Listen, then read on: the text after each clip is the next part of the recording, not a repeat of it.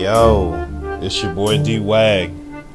Man, I just want to give you something you can ride to. I want to ask y'all, do you know about love? I'm not just talking about love between a man and a woman. I'm talking about love for the source, the originator, the author and finisher of faith. So come on, ride with me.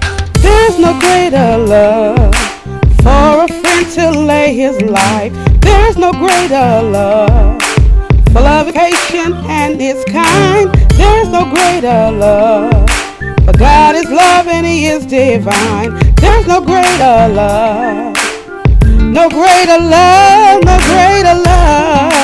Cause his love never fails. Without him in his life, it could feel like a jail. Cause in this world you get a false pretense of love. They say you can find love from thugs and clubs, but all you get is mean mugs, back bugs, and shoulder shrugs. And people get mixed cause they never known love. They keep searching in the bottom of bottles and drugs. And life gets empty like a bathtub with no plug. There's no greater love than one supplied by the Father. It's grown by the Father, made known by the Father. Cause it had to be love for him to create a race who would spit in his face and line him like criminal to case. And he still wants a relationship with us in our lives. How many people you know would go to the cross for their bride? Only God is perfect in love would die and get poked in the side and humble himself so the Father have the glory in our lives. There's no greater love for a friend to lay his life. There's no greater love for love is patient and it's kind. There's no greater love, for God is love and he is divine. There's no greater love, no greater love, no greater love. Man, many new Christians get frustrated when they start to learn about the Bible. They say it's too many rules in there to be a disciple.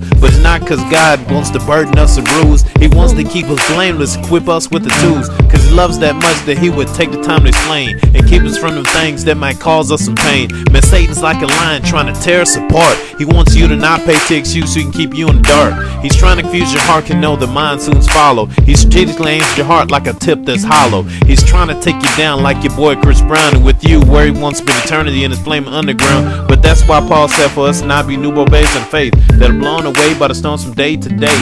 And our weapons are not carnal when it comes to your soul, for they are mighty for the work of God, for the pulling down the strongholds. Hey, there's no greater love for a friend to lay his life.